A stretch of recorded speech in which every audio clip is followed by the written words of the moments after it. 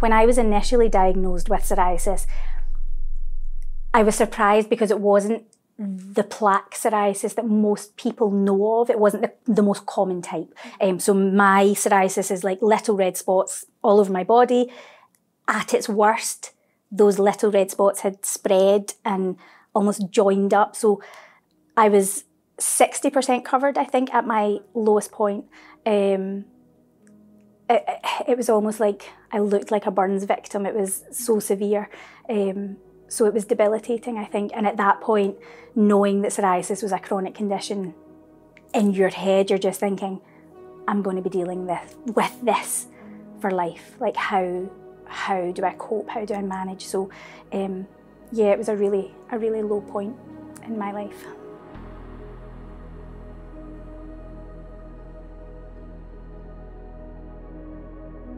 The stigma around a skin condition, I think, especially a visible condition like psoriasis, it has such an impact on your self-esteem, on how people view you. I think having been a performer, having been a dancer, I was so used to putting on this certain image, and to have that almost snatched away from me. I didn't know my own body, I didn't recognise myself. I hated my reflection in the mirror.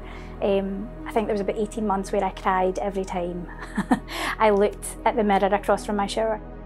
There's this massive part of the condition that is the mental load, is the dealing with, what do I wear? Did I get enough sleep? Did I go to work today? Like, have I put my cream on? What treatment can I use? I've tried this, I've cut out that from my diet. Should I exercise? And that'll make it worse. There's all of these layers, and I think it's so important we keep talking about all facets of this condition that affect people differently. When I was diagnosed, I used to go to the swimming pool every week, but the water is not so good for my skin. So finally, I have to leave my sport and try other sports. So it makes me take some decisions, not that maybe if you don't have the disease, you are not going to take. Understanding the mental impact in dermatology is absolutely crucial. You see, in dermatology, many dermatological diseases, patients don't necessarily die earlier. So this is different from oncology. But what is very, very profound is the impact on the mental well-being of patients. And this, of course, has an impact on their biography, for example, their ability to form relationships, have fulfilling relationships, on their academic performance, which then in turn, determines their earning potential, So these diseases often have a very profound impact on the life, on the fulfilled life you can live. And our job is to really bring medicines to patients, to society that allows patients to live an as fulfilled life as they can possibly. Well-being in medicine is so fundamental because this is the primary goal we should have in treatment. People forget this, that we as physicians, as nurses, as other healthcare professionals have the function to increase the level of health of everybody who comes to us. And health means, by definition of the WHO, not the mere absence of disease, but a status of complete physical, emotional and social well-being. So well-being is the driving force of what we do.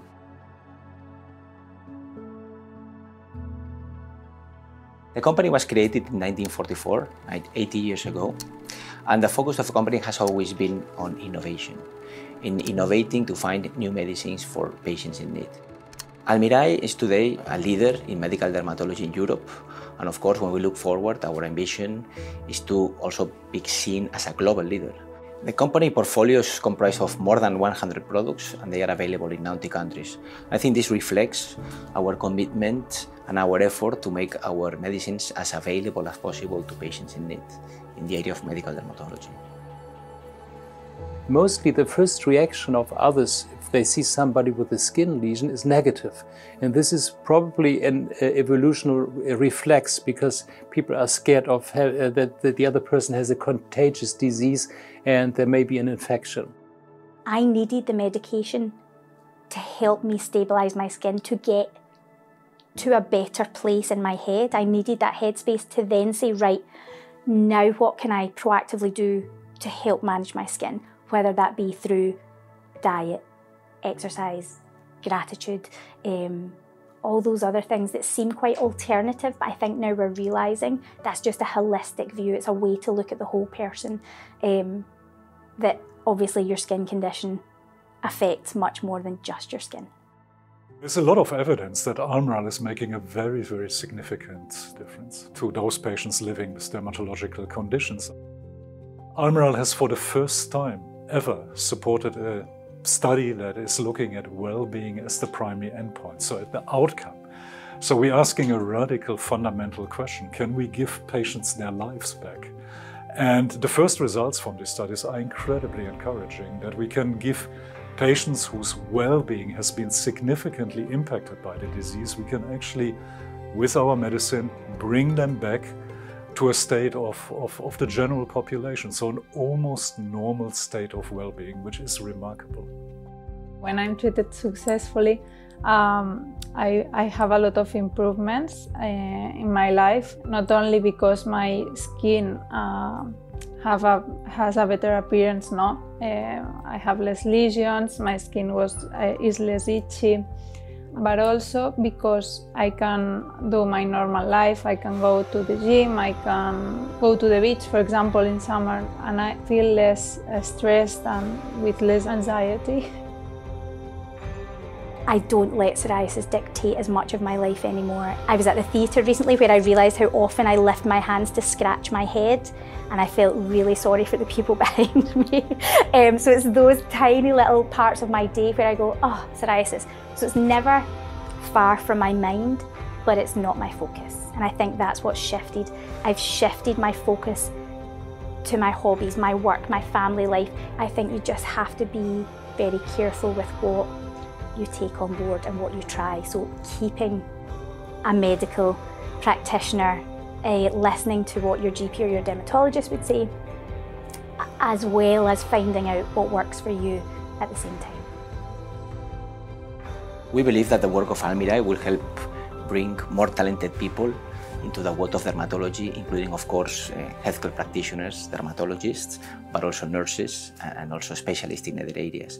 Well, how are we doing that? I think by just increasing the awareness of the suffering of patients and the immense unmet need in this area in dermatology. Almost in all diseases, there's still an opportunity to bring novel medicines to help patients in need.